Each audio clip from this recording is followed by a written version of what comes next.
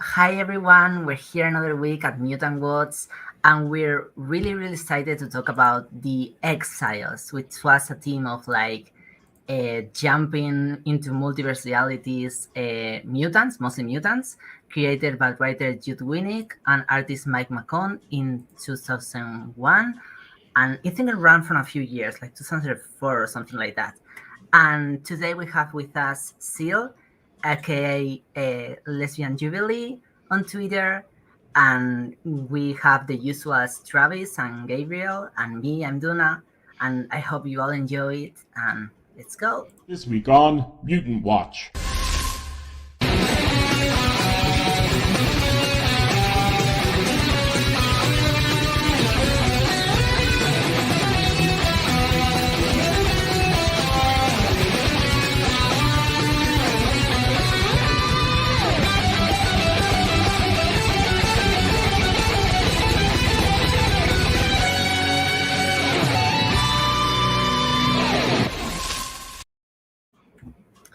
Okay, so the first thing I'm gonna ask you all for being entering from some point of like fandom and etc. Like always do, is what character do you like more of this run, or characters? You can say a couple or three of one.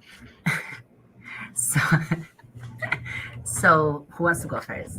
Who wants to break the ice? I can jump in first, but I can't pick one. I can't even pick two, so I'm just gonna break all the rules and say three. So kind of in order of their appearance in the team, I am a sucker for TJ. Nocturne is one of my absolute favorite characters in Marvel in general. So definitely one of my top ones in the Exiles. I am also a big fan of Sunfire because of the representation that she did bring and her story. And I am also a huge sucker for any version of Miguel O'Hara, so I have to include Spider-Man 2099. I'm pretty much dead loyal to TJ, and I like Sunfire, but Duna, I was telling you, earlier, I always felt weird with Sunfire because I can't tell what age she's supposed to be. And I kind of lock onto that her origin comes out of high school. She's clear about that. And so there's a lot of treatment of her where I get uncomfortable. So TJ is the character that makes me the happiest the most often. Well, my favorite is Sunfire, just because I think it's so fun how it's like you take this character who is basically just known for being Wolverine's girlfriend, and you're like, hey, what if she had mutant powers and also was a lesbian? I like her. I think there are parts of her backstory that are a bit stereotypical, but overall, I find her the most engaging character for me personally. Oh, it's my time. So, so I think I would say like similarly to most responses here, I would say like TJ, like Nocturne is like my favorite character as a whole, including outside of Exiles, because my favorite part of her story is like actually New Excalibur. So that I would say like that's my one and the one I identify with the most, even if it doesn't appear that much here, like that much central. And I would say that aside from her, I would pick like Sunfire and Spider Woman, and as both, I love them a lot. And even with the failures of some that we talk more about later, I disconnect a lot with this story of with this love story of these two characters and with the things they say and how it felt emotionally. That was a big part of the book for me. And I also love Morph, which also has some problems with, but I have some problems with some part of the runs, but I feel like he had the potential of being a really great and sweet character, even if that didn't always happen. I really liked Morph until I tried to reread the series, and oh lord, do I hate him now. Yes. I don't know what earlier Gabe was thinking, but I am not a Morph fan now. That's interesting because I was actually the opposite. When I first read it, I just like couldn't stand him. But then on the reread I was like, oh, he's not actually so bad. So I don't know. Yeah, I think he comes off as really sweet sometimes, as really like a really likable character. He's also like kind of playing with gender nonconformity a lot of times. He comes like in a really of good things that I should love, and then in some issues, it's just a lot. Like it just comes like very strongly like invasive, and so it's difficult to like map it out. And I gotta say I used to love this Illyana, and now I've read it and I don't know why. I kind of regret it like a lot because she's awful, and I don't remember why I used to love her. I don't know. It's probably just the frustration of the main universe. Illyana never like acknowledging some of the queer aspects of the character that I feel like I somewhat acknowledge here, somewhat. But yeah, that would be. Well, I don't So- like the way some of the characters respond to her as well. Mimic is a big one because they're kind of used as voices to bounce against her as if we should condone or agree with them in certain interpretations. So yeah, that version of Illyana, I don't know. I think it's also that she comes off as way more sarcastic and like negative in a lot of ways, and it's a thing that at the moment that I first read the book, I really connected with. So I was like, yeah, bitchy in a good way. But then I read it and I was like, oh wow. But we'll talk about that later.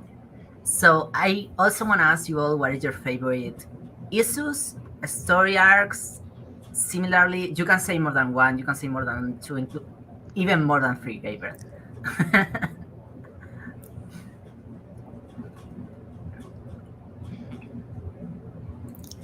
Sunfire and Mary Jane, just because I bawl like a little baby, and everybody, yeah. So that's the big one for me. That's kind of the heart of the series for me, I guess, or what I feel is the best of the series. Kind of going off that, like for me, as much as I love Sunfire and Spider-Woman, I love that relationship. For me, the relationship in Exiles that was always the most prominent is TJ and T-Bird. Particularly that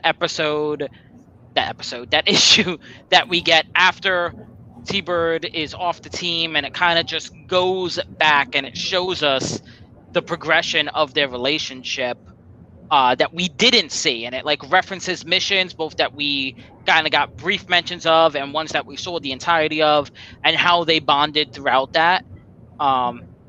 And I do love that they kind of got a little bit of the happiest ending out of anyone that ever stepped foot on Exiles. They got the happiest ending.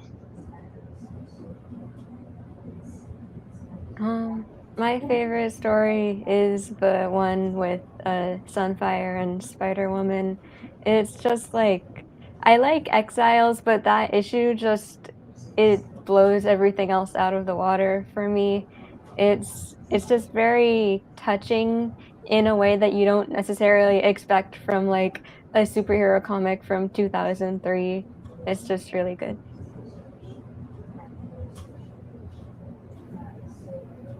Yeah, mine is. In fact, we can talk more about that part right now, like after this, because mine is also like that.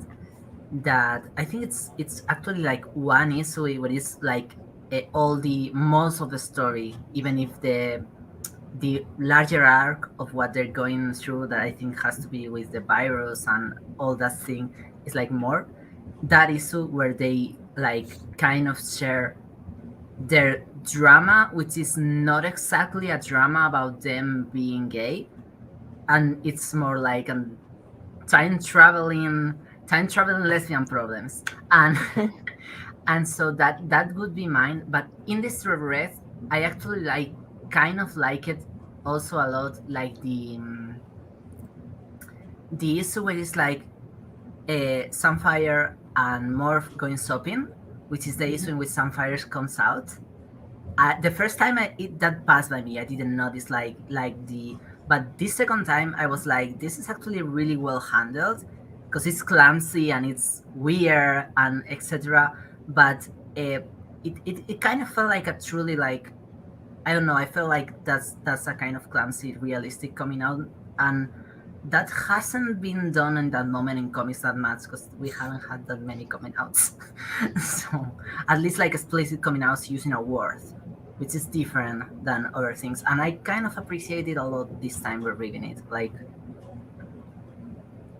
so yeah, and talking more about that story of Mary Jane and Mariko, that any one of you want to like talk anything else like about that issue? If not, I can think of all the like that is my kind of dream X-Men book is like, what if you just had an anthology of just stories like that? Like, and Exiles comes close because it is an anthology book, right? They're going in and out of stories. But if they just did that, like that issue has so much heart and it has a real stake to it. A lot of the Exiles storylines, the big fight doesn't really mean anything. What if this vampire or this other vampire rules this earth we're never going to go back to?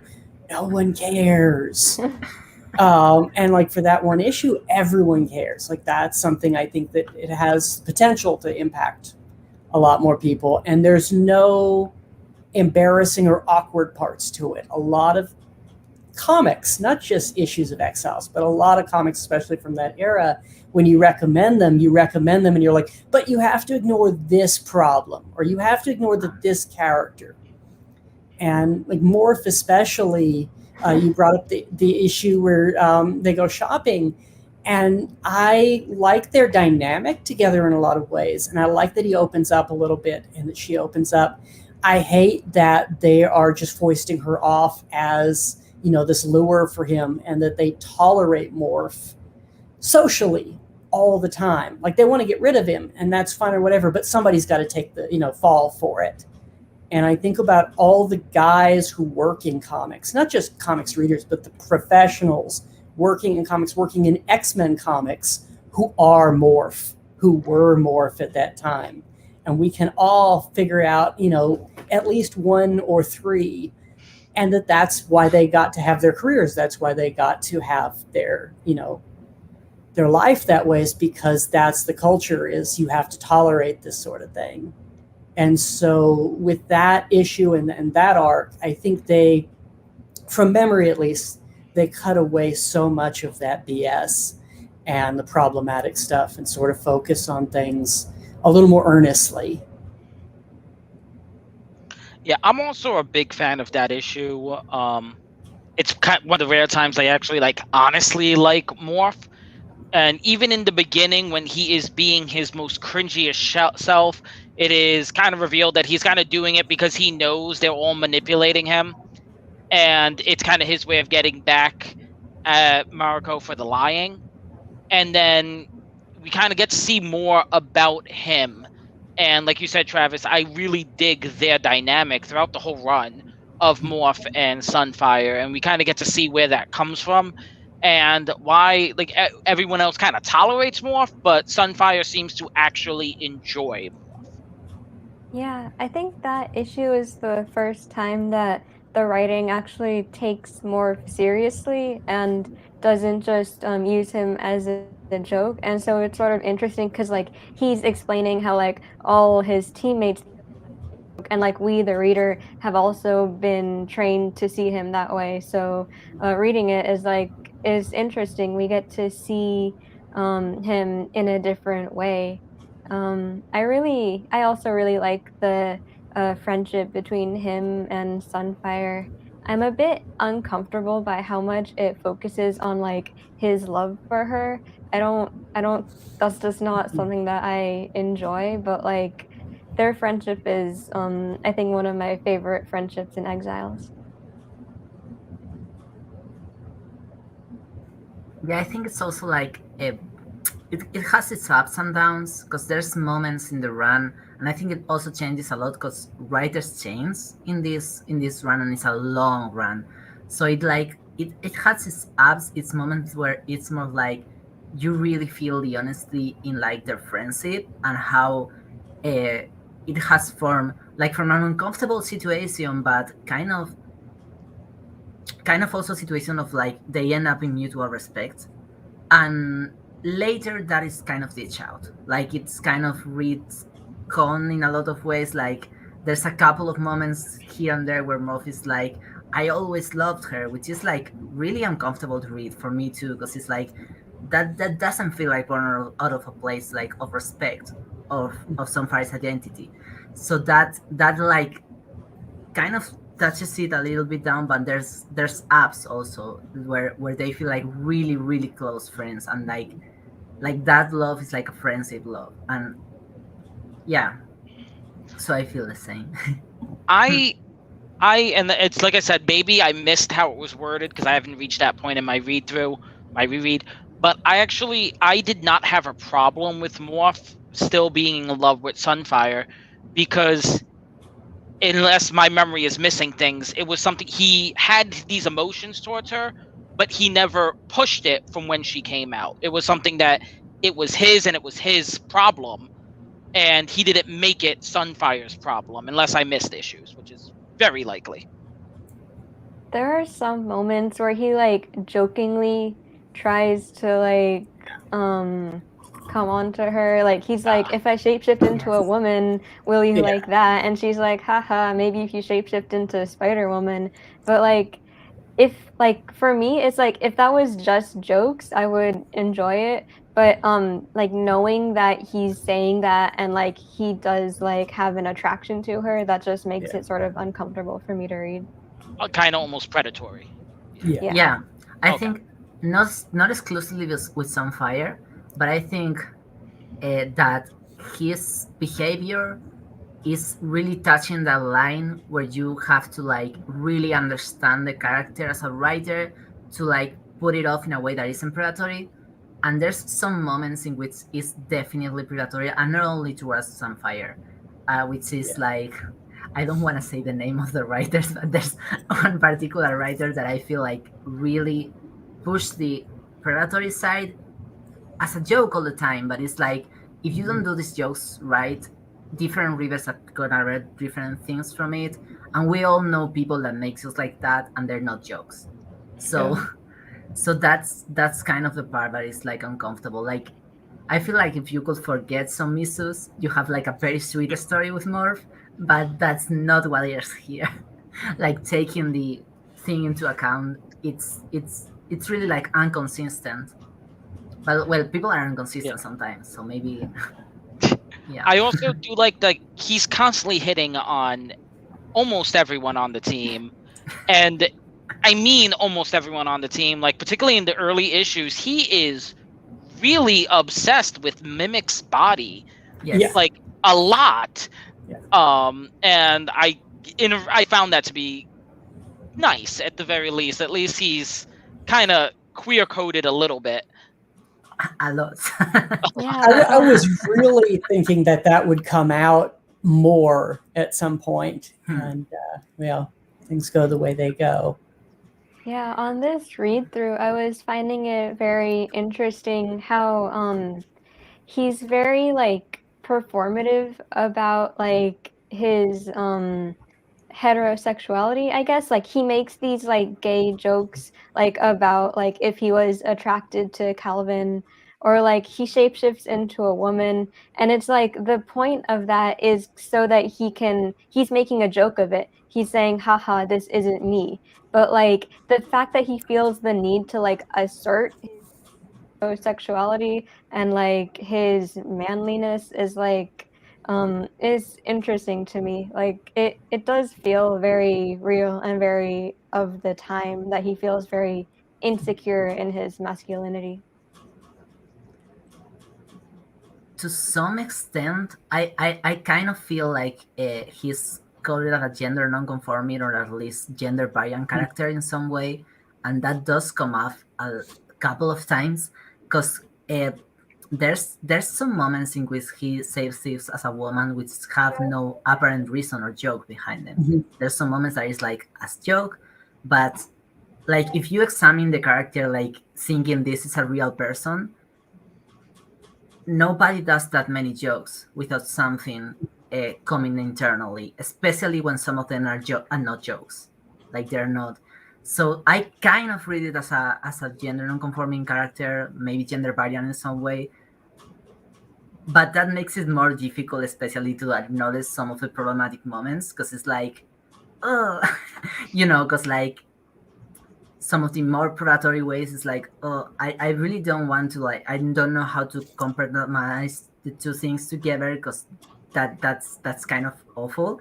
But I also have to think that it's not made, like, it's not on purpose, because the issues in which this comes off as more central to the character are not the same in which he's predatory. So it feels like two different characters sometimes, which is like wow for me. Yeah, I think it could be really interesting to.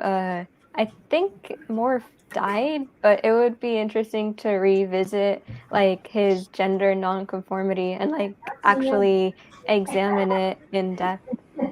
Yeah, I would, like you said, Morph kind of died. Spoiler if anybody wants to read or reread. Spoiler: Morph kind of dies, but then he also doesn't die by the ending. Like, Yes. So it's actually Proteus who's part of the Exiles by the ending, but it's Proteus being made to think he's Morph.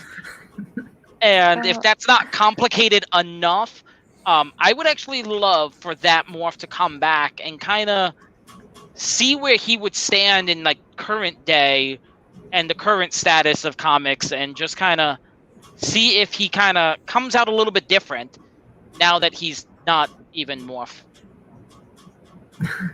I wish he was more like like at some point we're gonna have to talk about the things we didn't like, and the whole Proteus like long thing, because like Proteus is like there for like a long time. I don't know how many issues there were, but At least 12.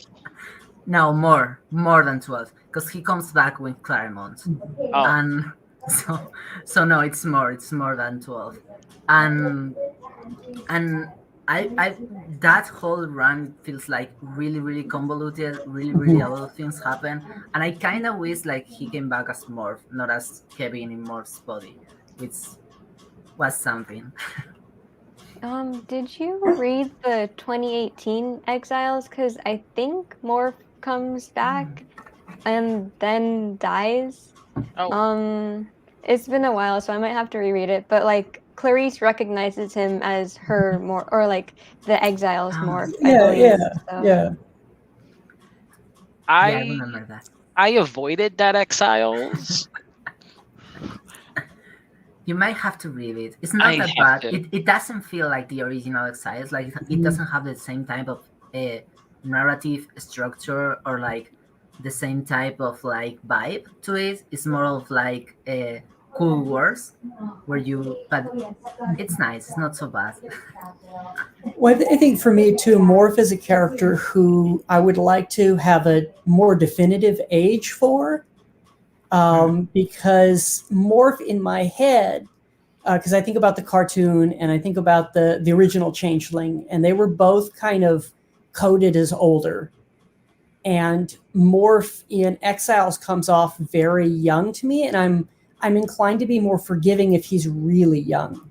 I think about like Random from X Factor, and Random comes off as this big tough guy cartoon misogynist, and he's actually like 12, and it's a 12-year-old's version of what a big tough guy is. And I'm sorry, yeah, go ahead. No, go ahead. I was gonna say, all I know is that he was on the age range of the New Mutants. That's the most that they ever really gave us, and that he graduated from the New Mutants. So he's older, but not like in his 30s. Yeah. But I think he's also like taken away when he's at the school. Like, I don't know if just graduated or something like that. Mm-hmm. He doesn't like go on a lot of X-Men missions. Like, I don't know. But I was yes. actually sort of surprised reading it when some of the characters, it was said that they were like a lot younger than I assumed. Like, I think at one point they say Nocturne is like 20 or 21, and I was surprised by that. And then when Sunfire dies, she's, I think, 20, and that, I mean, they act pretty young, but it's like I don't know how comfortable I am with like how sexy they're always presented when they're like that young. Yeah. Yeah, so They're since we're no, go ahead. They're definitely coded young. The women in particular are coded very, not just, I mean, physically drawn certain ways, but they are the way that they're treated by other characters, or the way that they're not that familiar with the broader world, I guess. There's a definite dynamic, especially in early Exiles, and then again when another writer takes over, of men having perspective. T-Bird has perspective. He's seen the world. He's blah, blah, blah. And he's also He's a an father. incredibly racist caricature, which I'll get into later. But the female characters are not, I think, given that same privilege. They're treated kind of as young girls, regardless of their age. And they even make that emphasis a lot with Mimic, is how much experience he has. He's been part of the Avengers, part of the X-Men, part of the Defenders, and they make a point of how much experience he has, especially in comparison with Blink. Yeah, So since go ahead. I have trouble like caring about Mimic just because I feel like they tell you all these things and then you don't really see it as much, or like see how that has informed his personality or actions. So he feels like a very flat character to me. There's one issue dedicated to that. It's like the 50 issue or something like that, Yeah. right? Like the 50-51, when Mystique and Destiny escape the jail. We have I like like that one part. issue of exposition. Yeah, that's nice.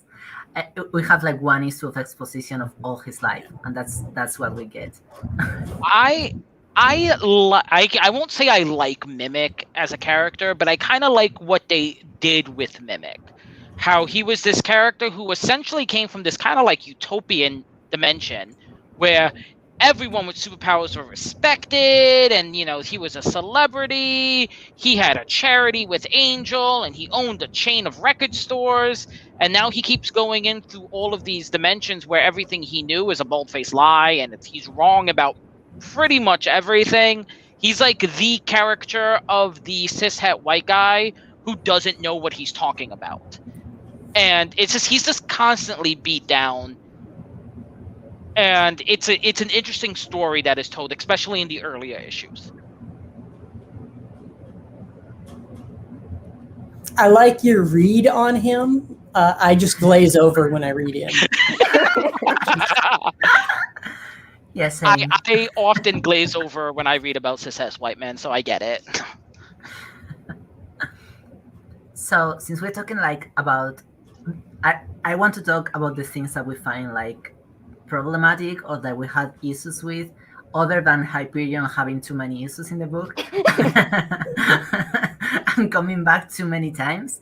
That is problematic on itself. No, but for real, like one of the things, like, because when I read this, I expected to be like so much more like not as defensive as I was when I read it. I was surprised by how much it has actually aged, when I didn't think that. I didn't go with this idea to the rereads. I don't know why.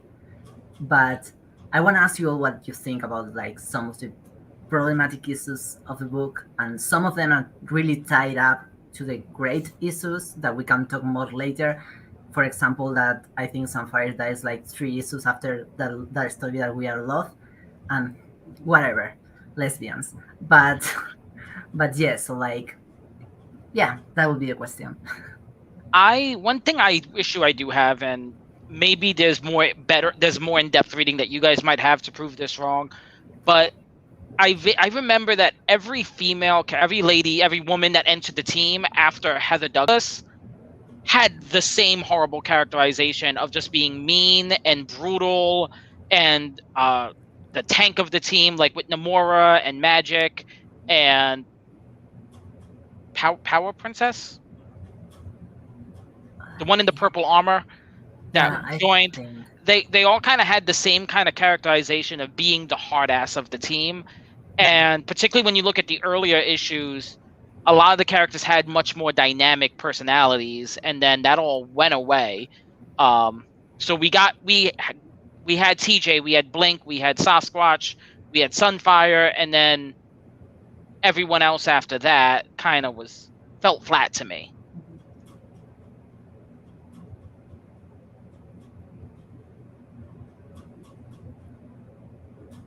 I can go ahead with some things.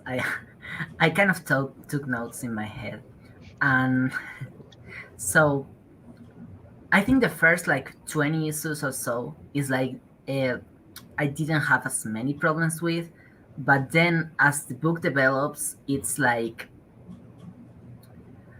not only do like storylines repeat a lot and like come back, which is kind of the charm of the book, but it's also like just like the thing with you talk with Mimic is like they center like a lot on this character that we really don't know a lot about, but they centered on him like in a really like I'm carrying the war in my soul this way, which came back again and again, and it didn't really make that much sense, and it just like feel difficult to read. And then also like there's some things that I feel like were thrown, like someone in the writer's room should have, like, if there's a writer's room for this, because maybe there wasn't, should have thought, like, for example, the issue in which Mariko has to face the fact that they're gonna like extinguish Japanese people. It's like it's really not handled in any way that you have like any depth to it. It's just like an idea that someone thought was cool to put in a comic, and that really like drew me off like of the book, because like it's really not handled as like this is a genocide that we can talk about as genocide, but it's just like a thing that they're gonna fight against in the multiverse, and that feels like really like self-distancing, and really like I don't know, I felt really uncomfortable with that issue. And also like I at that moment, because it's like I think it's the third issue in which this Illyana appears, it's like she's all in for genocide, which is like wild. And it really makes it difficult later to like buy the things they make to make that character sympathetic, especially with like the ending she has with Morph, which is, I think, is a really sweet ending before she dies, but you really have to forget a little bit of the other stuff. Like you have to forget a little bit about how Morph was really predatory. You have to forget things about the characters to really like enjoy them fully, or at least like to arrive at them with like personification and like self-identification. Also, I feel like that's my main thing with rereading the book. Like whenever it goes more and more on, it's like it probably helped that the first time I read it, like not all of the time, but like I read some volume and then I read another volume 1 month later, and I forgot some of these things because I had read it in 2 weeks, and wow. But I don't know what you all think about that.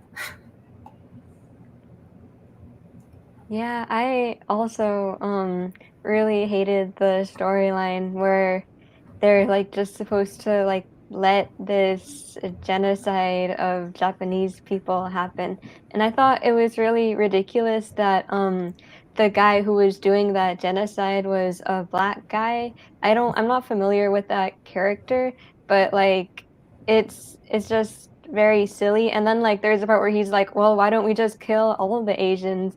And I'm like, why are you writing this? Like, what point are you trying to make? And who is supposed to get enjoyment out of this? Because I am not enjoying it. Yeah. I think there's a lot of, I don't even want to say deliberate, but semi-deliberate blindness to racial issues in Exiles. That storyline, which is mirrored in the 616 X books, when we have the thing with Armor and the mass murder in Japan, where like millions of people die suddenly, and we're never going to address it again, and it's never going to affect the world or whatever. They're just dead, so that she can be empowered by their spirits. And that's kind of the first thing I flashed onto with that, is it's not real people at that point. They're not considering it as real people. I have a hard time with Thunderbird and the treatment of native characters in the first 20, 30 issues. The scripts that some of the collections reprint make it even worse, because the writer's very clear about objectifying native people, and I want him in buckskin shorts and boots, and he's the most beautiful man you've ever seen in his buckskin shorts. And there's a lot of issues going on, and I can't believe that they're all completely naive. Nobody's so naive that they're like, well, I'll just kill all of Japan, and that's like killing fairyland. At some point, you know what you're doing, and you make a choice to do it. But there's no consequence to it. When a character loses her baby early on, there's no consequence to that. It's gone, it's over with. Oh, well, these things happen, sort of thing. And, maybe I personalize that, but that felt to me like on some level, the writer knows that has consequences. Whether broader consequences to the characters, it has consequences to readers. And there's a lot of, I felt very disinvited when this series was first coming out, because it felt like I would pick up an issue and I'd look at it and I'd be like, this writer doesn't really care how I feel about these issues at all, or how this is affecting me. And rereading it, I can kind of distance from that, but I still get that sense of they picked a very specific readership that they wanted.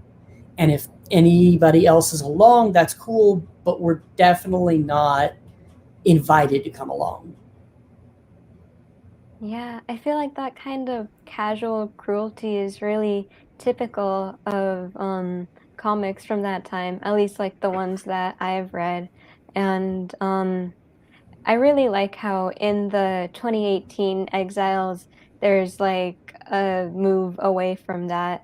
And I feel like the format of Exiles maybe makes that the sort of lack of consequences easier. It makes it easier to like have these horrible things happen, because they're like, okay, well, we just move on to the next universe and we don't have to talk about that ever again. But I think the more recent series does a good job of having the very fun universe hopping stuff without like having these very awful treatments of serious issues and having that just like be brushed under the rug.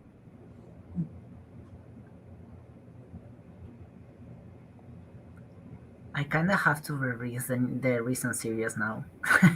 Yeah, you sold me on it. Yeah, totally. Yeah, it's been a while since I read it, but I really liked the art, and like if you know what you're getting into, and it's mostly just like very fun and not like it's not the most like intellectual, I guess, but it's a lot of fun. So if that's what your expectation is, then I think you'll enjoy it. Well, and I really liked a few years back, we had an astonishing run that was based pretty much X-Files without the name, that Greg Pak wrote. And I think he paid a lot more attention to the ramifications of these worlds, what they actually, not just the high concept, but what this actually says about our world or about situations. In Exiles, when they go to the world where the Skrulls have taken over and they're having the superheroes fight each other, there's lines in that, like they dismiss Blink as coming from a world where there were no super beings. And it's like, well, that's weird, because obviously she's from a world that's full of, that's all that's left, kind of. But it was a way to just dismiss her out of the story. You can find a different plot way. I think they looked at those worlds as kind of high concept only too often. And the only time that we look at those worlds as having impact or reflection on us, it's when it's a specific character Mary Jane and I'm never going to see her again, or Heather and Wolverine and you go on, I'll stop him, and when they all go on, she embraces him. That's the only time that we get to see those worlds have a real emotional or social weight. Otherwise, they're just kind of window dressing for the characters to run through a mission.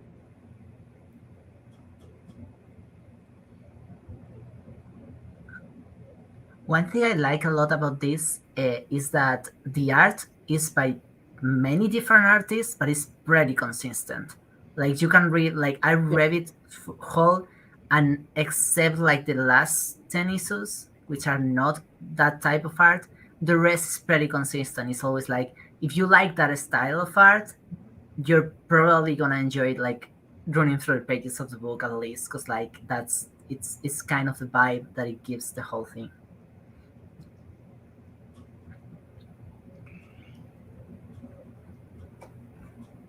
One pet peeve I had that I just wanted to mention is I hate how Sunfire has ponytails.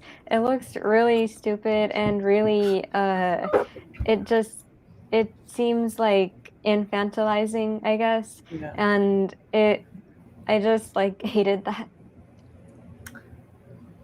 Yeah, I think that also helps, like the feeling that she's much younger than she is. Like that's something that happened to Travis, and I think it can happen to anyone if you don't pay attention to the dialogue and you just look at the art. She appears really, really young, and that's like, oh. And it makes it even more uncomfortable when you have like this issue where she's like modeling lingerie, and it's like, okay, so you're trying to make her seem younger, but also making her seem more adult. So like, what's going on here? Well, and we talked about that when we did the new X-Men podcast. Is that era was the rise of internet porn, and a big part of that was the looking young, the teen thing. And I think looking back at comics from like 2000, like let's say 99 to maybe 2004, you can see that dynamic in so many superhero comics come through, where they wanted these, these hot teen looks. And which is not to say the 80s or 90s were that much better, because the 80s X-Men, New Mutants were full of inappropriate imagery.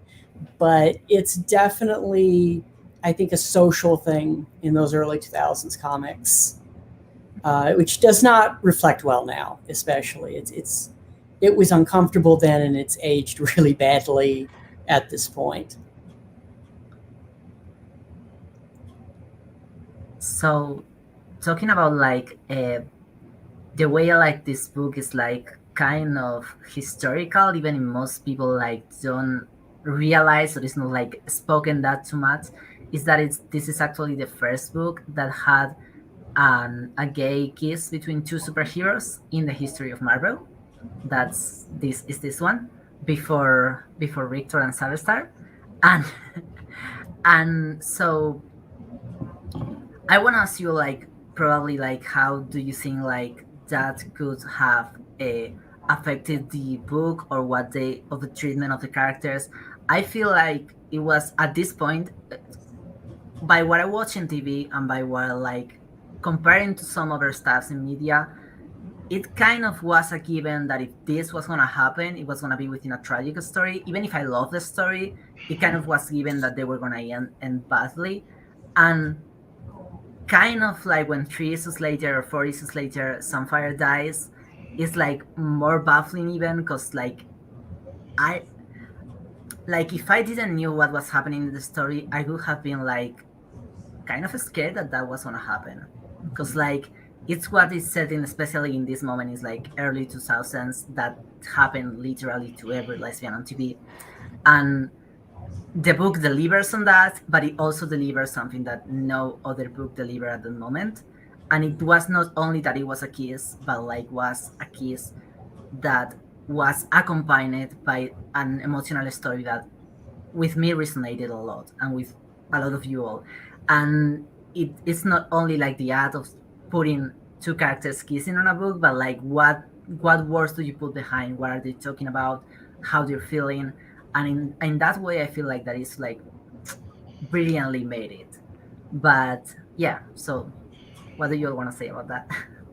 Yeah, I think it's also really significant that like both characters are like inarguably heroic and good. Like I love Mystique and Destiny, but like they are like kind of bad guys. And so it's very meaningful to see this romance between two women and like they're gay and that's not associated with being evil. Yeah, I think it was definitely, groundbreaking. Marvel was really late to the game with queer representation. To the point where, the late 90s, DC and Image had already done substantial things. And Marvel, you were lucky if you saw background characters. Like the late 90s Blade, there might be lesbians at a club somewhere. Or there's a throwaway line in Elektra's book about being queer, and you have a trans character come out at the end, but they don't name it explicitly. And that was Marvel for a long time. They avoided these things. And even in Exiles, it feels like when we have a step forward, it's because they agreed to take 2 steps back somewhere else.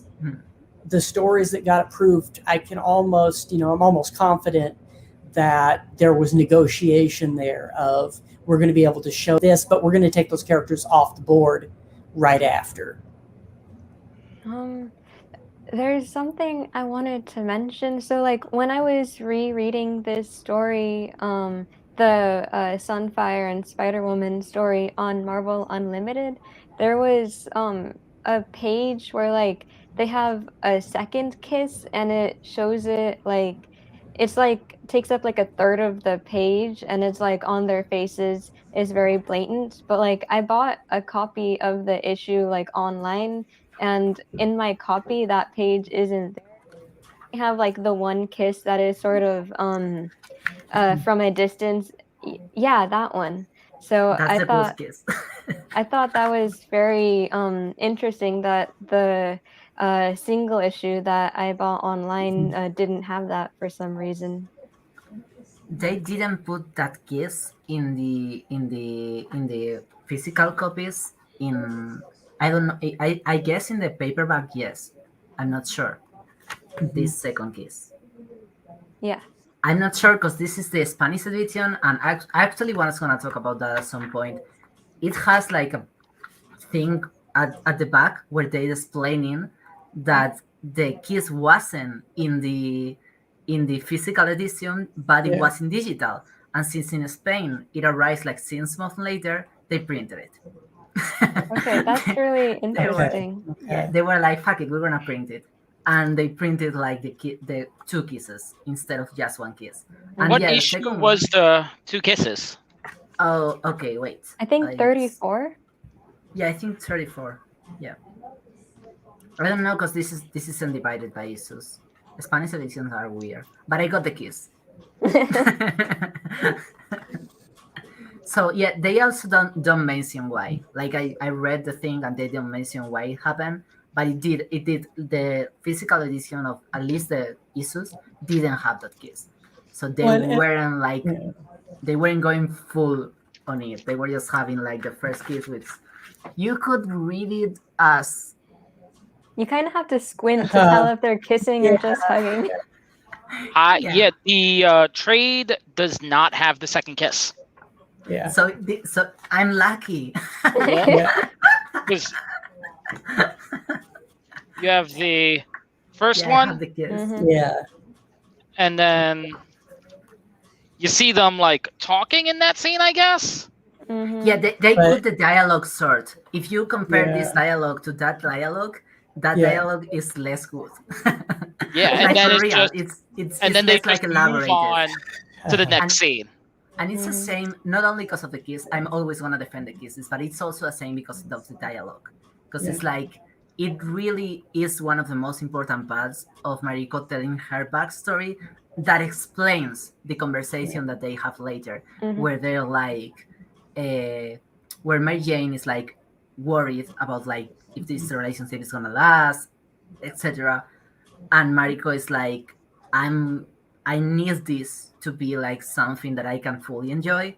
And the reason of that is in that dialogue. So it kind of cuts a little bit worse without the kiss in story wise too. There was a lot going on during that era with the X Office, and allowing homophobia and cutting down storylines. I know Austin on Uncanny was told, you have to say Iceman is not gay, and that gay characters can tell that he's not gay, because he wanted to kind of drag that out a little bit about it being North Star not liking Iceman, and so obviously he's straight, versus I can tell. And they were like, no, you have to say he's not gay. Wow. New X-Men had in the pitch all the way back at the beginning that we're going to build to this big thing, and at some point we're going to have Wolverine, Cyclops, and another character wake up in bed together after drinking, and the other character is going to be like, wink, wink. And it was Gambit to begin with, and then Gambit's in another book, so eventually it's Phantom X.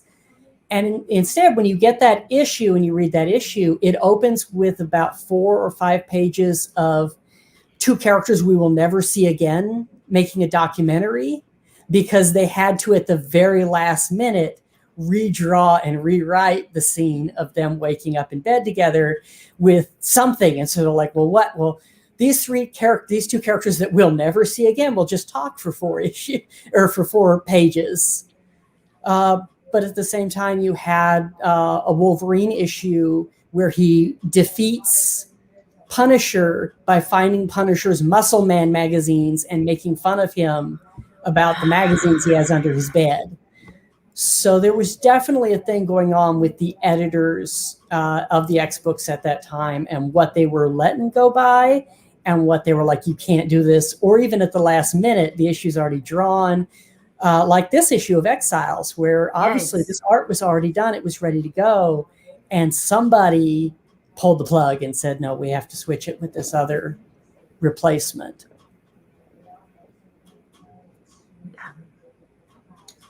Yeah, and it really cuts the story short, but there's no way of know. I searched online if there was like any way of knowing why was that this, but yeah, it seems just homophobia. I just realized that it would have been around this time as well that like the Karma kiss with that barista was also cut. Like they wanted that to happen, but it didn't. So that's interesting. I think there's just a lot of that, and it was probably more than one. Like, I don't want to say the name of an editor because it was probably a succession of editors, and I don't want to blame one person. But printers also had a lot of power at that time because we weren't really that into digital yet. And so a printer could just stop printing on a book or refuse to print a book. And some of the corrections that get made during that time aren't even somebody internal to Marvel. It's literally the printer they use is refusing to print this issue. We have to change this bit.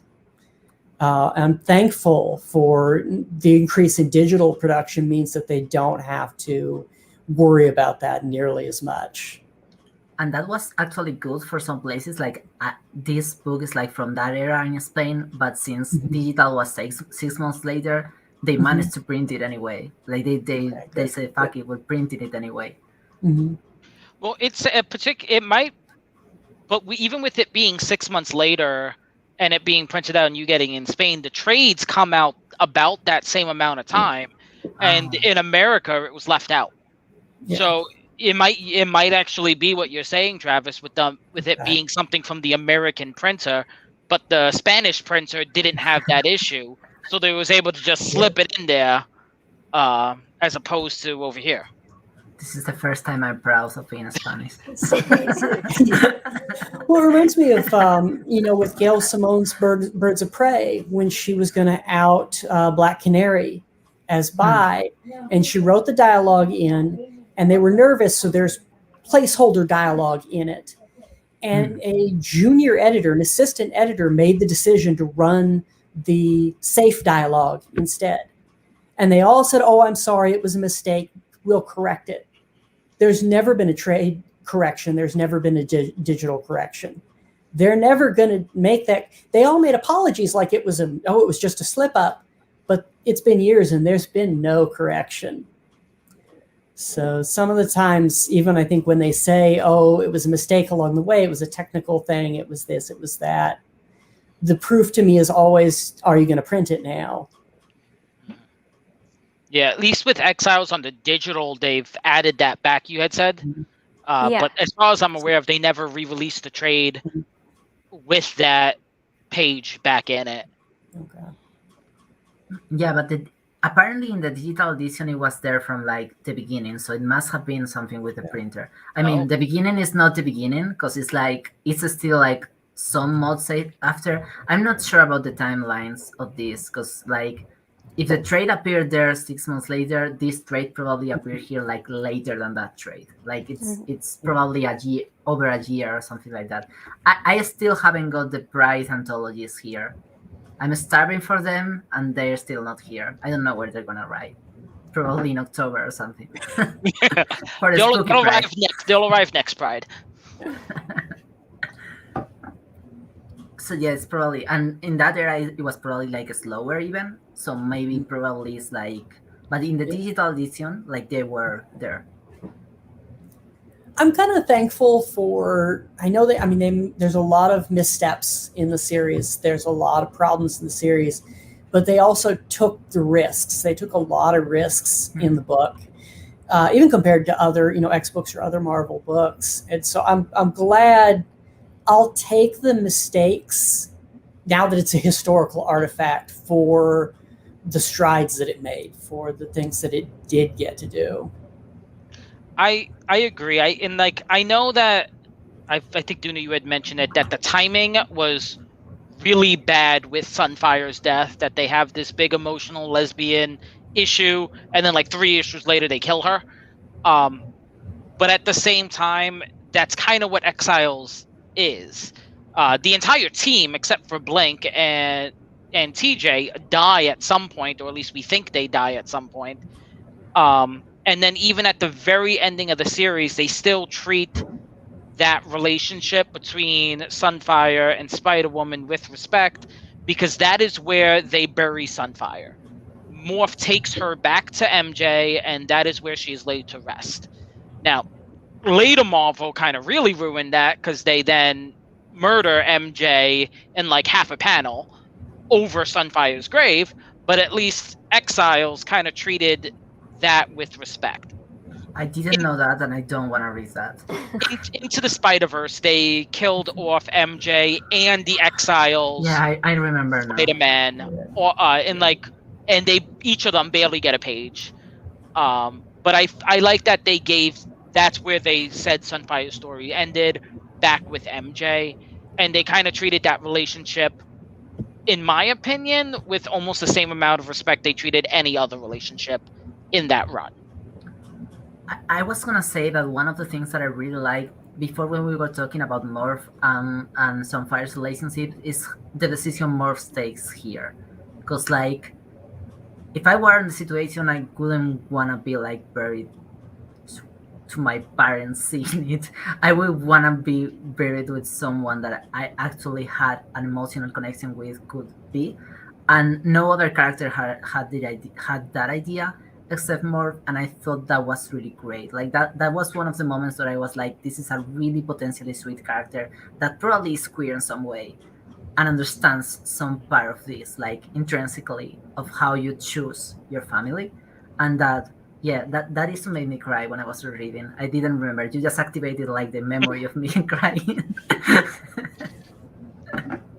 Yeah, I think the Morph and Sunfire friendship is like a lot better if you think of both of them as queer and not just.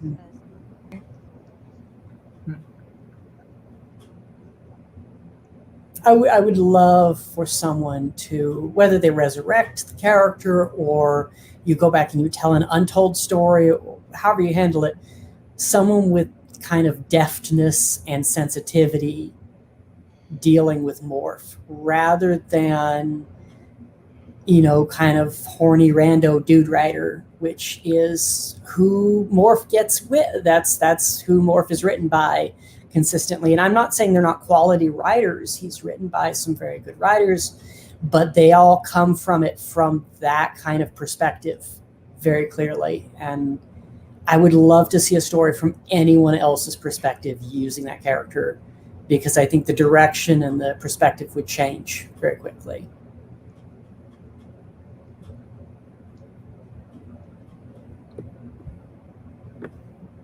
One quick thing I wanted to mention is I really like, there's one Exiles story where, like, very briefly, there's a version of Callisto who is, I think, Sorcerer Supreme, and then she has Aurora as her, like, right-hand woman, and it's implied that they're in a relationship, and, like, they're both evil, but I really like that. Yeah, and Yeah. I actually just read that issue before the show, and we like come into it at the tail end of the mission, and they also have like Sunfire playing the role of like the Princess Leia slave girl while this is all happening, and it did like huge queer subtext in those like 3 pages. I don't like the Callisto Strange's outfit. I will say that. She's got the frontless shirt, and it's like, yeah, you can sell that and you can make it work and it can look great. It's there in that issue for reasons. And so that sort of thing drove me nuts in Exiles. I can't, the entire 100 issues, I can't help but think I'm reading horny white cis men. I'm reading horny white cis men. And, it's, yeah. It's a very ridiculous outfit, but it did make me laugh. And it's an outfit, and like that look, like Alan Davis would definitely put Doctor Strange in that outfit.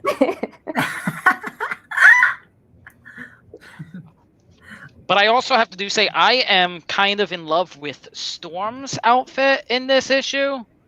Yes. Like the evil Storm. I don't know what she's wearing, but I love it. I agree, but I love Blue Storm, so I don't have. Yep. Yeah, And so that is the thing I like about Exiles, is that it will introduce characters that we already know, but like they will be queer or they will be a different gender or race, and that is always very fun for me. Yeah. Like the first time Sasquatch appears, and we see who Sasquatch is, and she depowers down to her normal state, and Weapon X is just staring at her, and she's like, "So what's the surprise? Is it because I'm a woman or because I'm black?" Yeah, I think like even if when facing issues directly, it kind of, except what we talk about with Sunfire and Mary Jane, which was great, but in other issues it kind of failed in like facing serious issues directly. In what I feel it did really succeed was in like just casually putting all the characters through a lot of like queer interactions, through a lot of like non-normative situations, through a lot, like for example, it's just casually there, but I like a lot like that Warlock like sacrificed his life for Duke. That was really, really touchy, and it's just a little moment. It's not like that matters a lot in the arc, but there's like things here and there that are really, really like not that much, and that I feel like were possible because these weren't like canonical characters. So you didn't have to worry about them having to have a consistency that kind of limits characters' ways of relating to each other. And that is something that I really like here. Like, it's my favorite thing of the book is that I can find almost anything possible, and sometimes in this almost anything possible there's a lot of like success in things that we don't usually get in the main book. What I like about the original run is it, like you said, it kind of had that disconnected feel in the way that they were able to take risks, and we end up getting these characters that we wouldn't see. And I think that even the later runs, they ended up being able to go after characters that were more mainstream and more popular, and give us alternate versions of them. And to me, that lost a piece of the magic. No pun intended. And I feel like we got alternative versions of Blink or Sunfire, of made up characters like Nocturne and Magnus, as opposed to, you know, another Wolverine or another Mystique, which we get in later runs. And I kind of like that they had that freedom to just kind of do whatever. And I think that's how we got some good and sometimes weird things come out of it. Well, I think, yeah, I mean, for me, some of the more, you know, the ones where I kind of glaze over, is especially early in the run, are when it's another Hulk or another Wolverine, because they're pretty much Hulk and Wolverine. They're not even like really alternate versions. They're just, they needed to use them.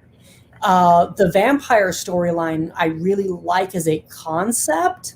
And then it's all about Captain America and what's his name? Union British Jack? guy. Is it Union Jack? I think And so. you know, and they're like, it's one blonde white guy and one blonde white guy, and they both king of the vampires. There's no ramifications at all. And I think about stories that have used those characters for political ends, for social commentary, and that is ripe for that. That the kind of story is ripe for that. Those characters are ripe for that. And there's nothing there. It's just about, hey kids, it's Captain America, but he's a vampire. Hey kids, it's this character from Invaders, but he's a vampire. And that I had no interest in. Like, I lost you know, any kind of interest in the world at all, and I just want the characters to move on. When it's an alternate character who's a secondary character or a smaller character like Warlock and Doug, and that storyline, you can really connect with them suddenly. That has an emotional impact because it's something different for them and it means something for them. But I would have loved to see more of that in the series. If it had more true emotional moments, and if the worlds had more ramifications and less, you have to let them kill Japan. Like, that's less Hyperion. yeah. I mean, there are certain missions where they just agree to go on the mission, like, after, like, there's very short arguments, maybe, like with Japan. There's like a very brief, like, no, you shouldn't. Yes, we should. No, you shouldn't. Okay, well, maybe we have to. Like, that should just stop the book for a while. Like, you could just have an issue of no. More argument. No. Yeah. More argument. No. They could have spent the whole, we didn't need to, they could have spent the whole issue arguing, and then once they make the decision, that's it. We don't need to see the actual carrying out of the mission, because that's not the story that would be the most interesting. Yeah. In fact, there are some issues that are like that. Like the stopping issue is exactly like that, because there's supposed to be a mission, but it never appears in the issue. Mm-hmm.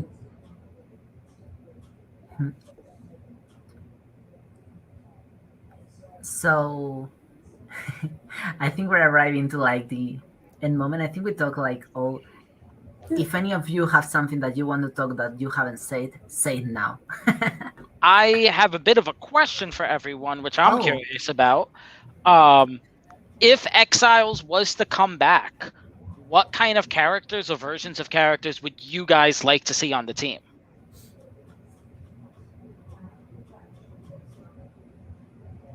I'm going to, bringing it back to that Greg Pak run on Astonishing, I'd really like to see something in that vein, where rather than shuffling through high concept worlds or shuffling through characters, we see more ramifications and follow up on ramifications. Not, well, I found my true love and I lost her, so now I'm going to die. Or I've found my true love and I've hugged him, so now I'm going to die. Follow through. See some follow through. That would be my big thing for an Exiles follow up. Yeah. Me, I think just my favorite characters, but they're gay now. I think that is what I would like. I do think it's often very interesting when you have a character who it's a different version of themselves. Like in Excalibur, when Kitty confronts the version of herself who's from the Nazi universe, I think that sort of thing can lead to very interesting like character introspection. So that's something that I would like to see, maybe. I'm not sure that this question caught me totally off guard, but no, I would actually like to see some of these characters in the Krakoan era and doing Exiles thing, but kind of like I would like to be explore kind of the homesickness of that, because I feel like they would be like Nocturne or Blink would be like pretty nicely on Krakoa. So I would like to see explore how they have to go back to do missions and kind of like how they feel with like that belonging and separation. That would be something cool. But I also would like to have Sunfire and Mary Jane back, but that's impossible. I just it's one of those stories that I have like I think I can count the pages pretty easily that they start together. That the very few pages, but I have read it so many times, like so many times. So theoretically, and I know this is pushing things, but theoretically, I'm fairly certain that Sunfire did at some point step foot onto 616. So in theory, there could be a backup of Sunfire floating around Krakoa, waiting for them to get their heads out of their ass and allow alternate versions to reincarnated or resurrected. So like if the 616 version of her isn't a mutant, but that version of her is, maybe that changes the rules of it. Yeah. And the 616 version, I think, is also dead. Yeah. So they can resurrect Mariko, but it just saying There's always a way. There's Okay, but there's a cosmic god who just really believes in shipping and resurrects. We have Exiles, the all-kissing edition. I want that character. I want the multiverse cosmic being just to resurrect the gays. Just all of them. I would just love an alternate reality romance anthology. That would be my dream. Exiles book is just, 2 to 10 page stories, and the end of every story is they kiss. And we just explore the X universe. And then they don't die. Then they don't die, yeah. Yeah. So, but if Mariko gets resurrected, we still have the problem of Mary Jane being dead, and I don't like that. It was a different Mary Jane they killed in Spider-Verse. Yeah. She was only there for 3 panels, and she just also happened to marry Mariko, and that's why she was at a grave. Wrong Spider-Woman. The real Spider-Woman's still lurking around somewhere. We just got to go get her once Sunfire is back alive. Yeah. You just blame Proteus or Mysterio or somebody. We didn't see what we saw. Exactly.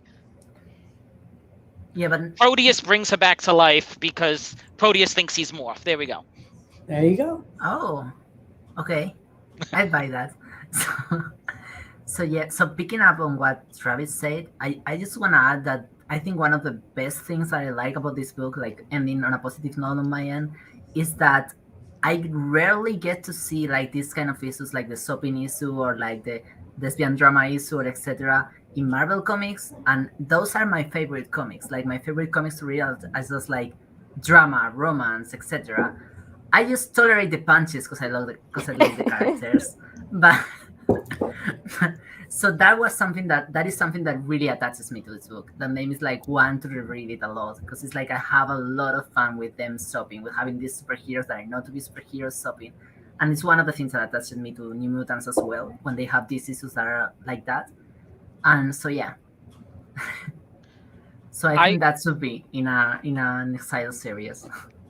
I also like how they told those kind of takeaway stories, that they told some of them just frankly out of order, that we see all the action pack and then it's kind of like a pause because something really bad happened, and then like, well, before we ripped out your heart, this sweet scene happened, so let's go back and tell you this story. And I like that. Yeah, I feel like it might not work for a lot of series, but it does work for Exiles just because of the nature of this.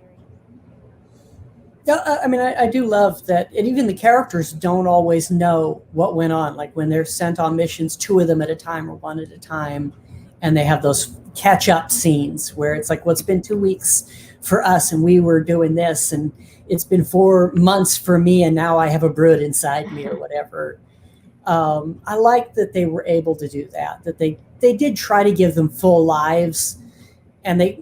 Especially because it was coming out monthly and they weren't writing for the trade. That wasn't really the thing yet. So I think what we get in terms of flashbacks is a lot for a Marvel comic of that time.